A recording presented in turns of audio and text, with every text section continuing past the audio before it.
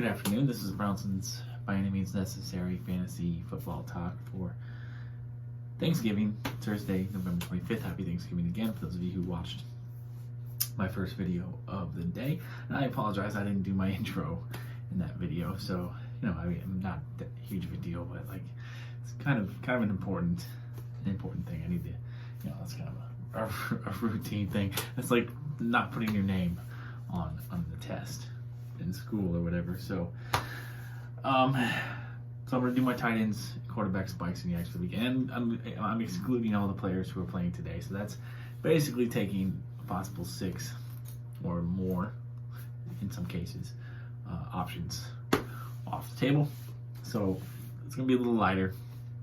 And we also have 2 teams on bye, the Chiefs and Cardinals, two of the better teams, better offenses out there. So a lot of fantasy production will be riding our bench this week. But I do have some rankings, and I guess we'll basically just jump into it. Although I do quickly want to say that I was planning the trip to a certain place for New Year's Eve, and I didn't realize this place was such a destination on New Year's Eve weekend, because the prices are outrageous. So obviously they're expecting some kind of supply and demand stuff going on there. So that's probably not gonna happen. I'm gonna have to move that trip up sometime before, possibly between now and Christmas, which gives me a small window of time to request the time off. So yeah, I don't know, or maybe I'll push it back to the weekend after New Year's, because it's pretty cheap to go that weekend. But I don't want to. I wanted to get another trip, one last trip in this year, and I'm really stubborn.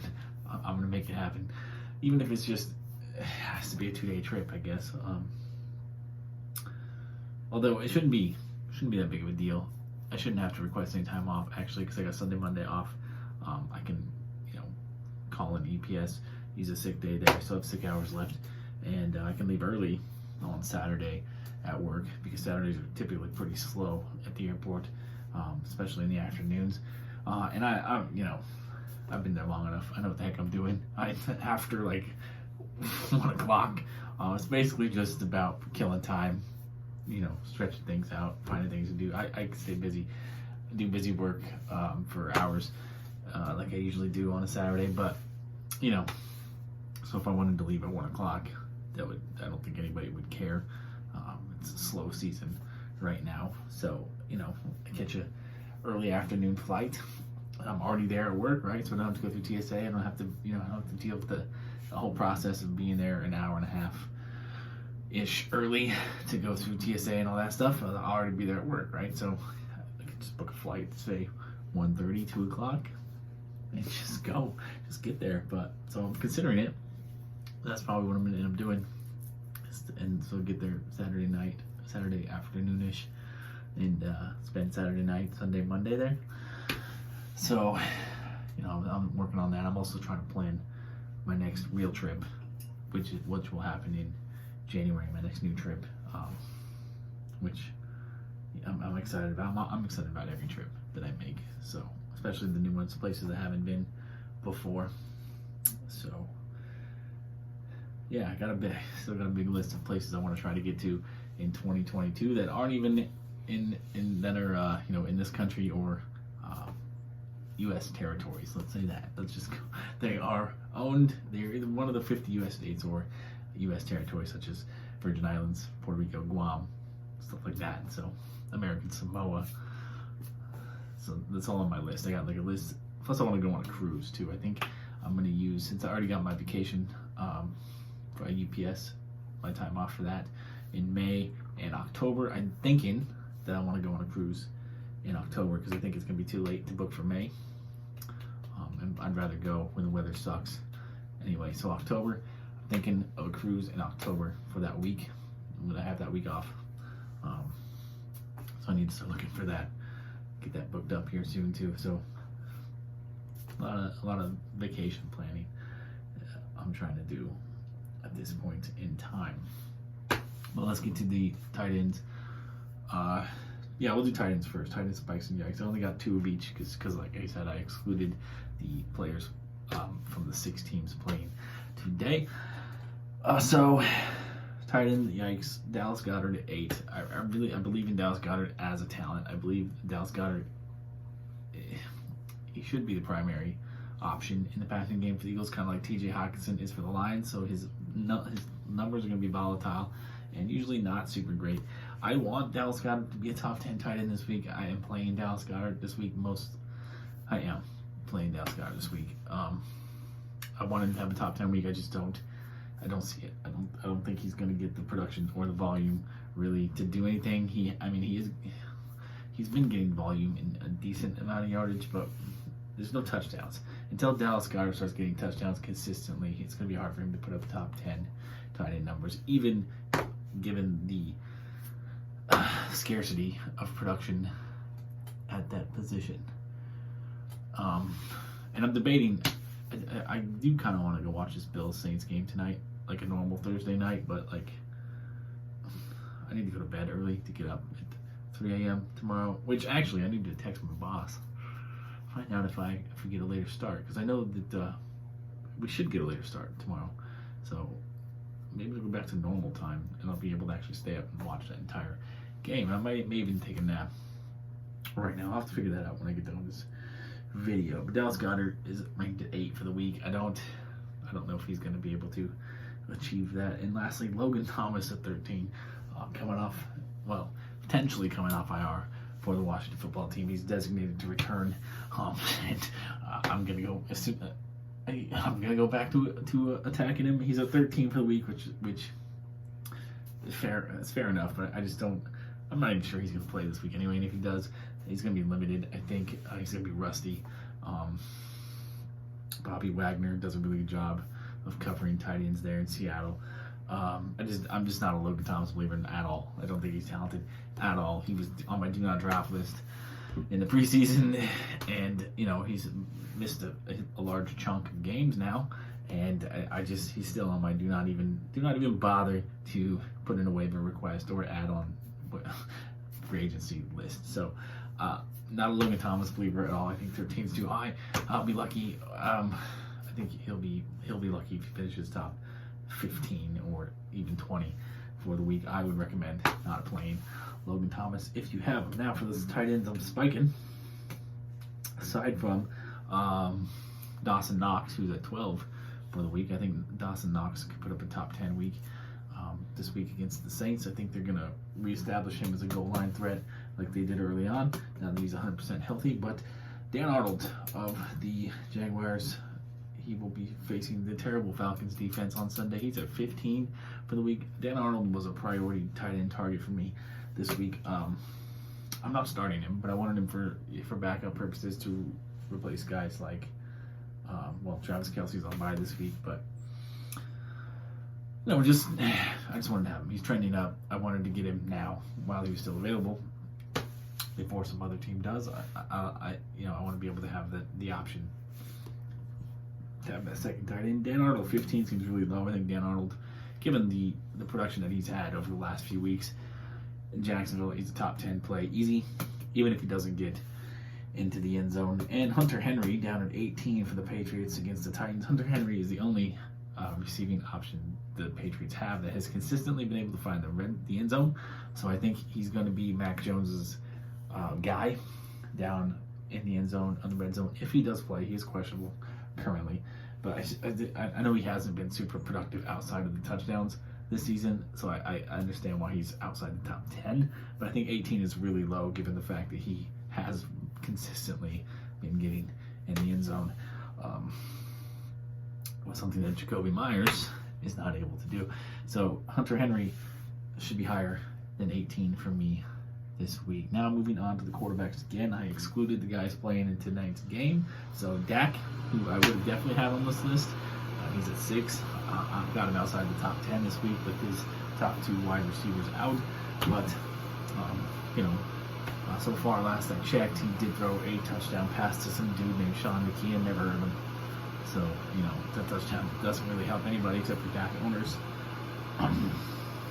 Definitely doesn't help out Cedric Wilson or Michael Gallup owners. Guys like me, I'm a Michael Gallup and Cedric Wilson owner, and a Michael Gallup and Cedric Wilson player today. So hopefully they do something. I'm not watching that game. Both these morning games, Lions-Bears, sounded terrible. This game seems terrible. The only game I'm interested in today is the traditional Thursday night game, which is the Bills and Saints. Thanksgiving games, Cowboys-Lions, didn't interest me this year at all. And I need to find out if any of the places I want to go to watch that game tonight are even going to be open because it is Thanksgiving. Alright, so I got some things to do when I get done with this video. But anyway, the quarterbacks that I am yiking this week, I got 3 yikes and 4 spikes. So, fairly normal week, even though I've got, a 25% of my, product, I guess, not playing or not eligible for this list. Aaron Rodgers at 7 versus the Rams. Aaron Rodgers is dealing with a toe injury that he so proudly displayed in his news conference yesterday. So a fractured toe is a problem because you have to plant to throw the ball, and so it's going to be painful anytime he takes a step. Basically, it's going to be painful. So and he's facing a really good, really tough Rams defense. They have a guy named Aaron Donald on that defense. They also have Von Miller now. Jalen Ramsey's out there in that secondary. Taylor Rock's out there in that secondary. Good defense. I think it's going to be a week outside the top 10 for Aaron Rodgers, especially if Allen Lazard misses the game. I know Allen Lazard's not a huge part of what the Packers do. It's pretty much the Devontae Adams show. But Lazard, being down some depth at wide receiver certainly isn't going to help Aaron Rodgers' cause in this big game against the Rams in Green Bay. And also in Green Bay in November, late November, you could anticipate some bad weather as well. Joe Burrow at 11, Bengals versus the Steelers. And just like I said in my defense special teams video, I have a hunch this week that the Steelers defense is going to have a really big day against the Bengals, and Joe Burrow is going to be the main, I don't know if beneficiary is the right word, because it's not going to be to his benefit, but it's going to be to the Steelers' benefit. They're going to feast. It is Thanksgiving, so feast. I got to tie it in somehow. Steelers defense should have a feast this week against Joe Burrow and the Bengals. I don't like Joe Burrow at all this week, even though I am having to play Joe Burrow because I do have Mahomes on bye. Burrow's been my backup quarterback this whole time. I didn't really think that went through when I did that. I just saw Joe Burrow was available on waivers, and I was like, he's too good to be on waivers, so I'm going to use him as my backup quarterback. Should something happen to Mahomes, I have a guy like Burrow, who started out so well, but, and the Steelers defense hasn't been nowhere near as good as we thought it would be this year, so there's still a chance I could be wrong. My hunch could be wrong on this one. Joe Burrow could have a good day, even a top 10 day. But in this silly little game, I like to follow my gut, which is getting bigger again, and I'm not a fan of it because I don't ever ride my bike anymore now that I can drive, and the weather sucks. I don't really want to ride the bike when the weather sucks. Like if it's a night, like today's actually a nice day, maybe I should take my bike out for a ride because it's not super cold, it's not raining, not wet. I should do that, or ride the stationary bike while I watch Netflix. I got options here. But yeah, I'm going to trust my gut and say that Burrow is outside my top, maybe not top 15, but outside my top 12 for the week. And Tyrod Taylor at 12 versus the Jets. I don't care how bad the Jets defense is. Tyrod Taylor is not a starter in 12-team leagues this week.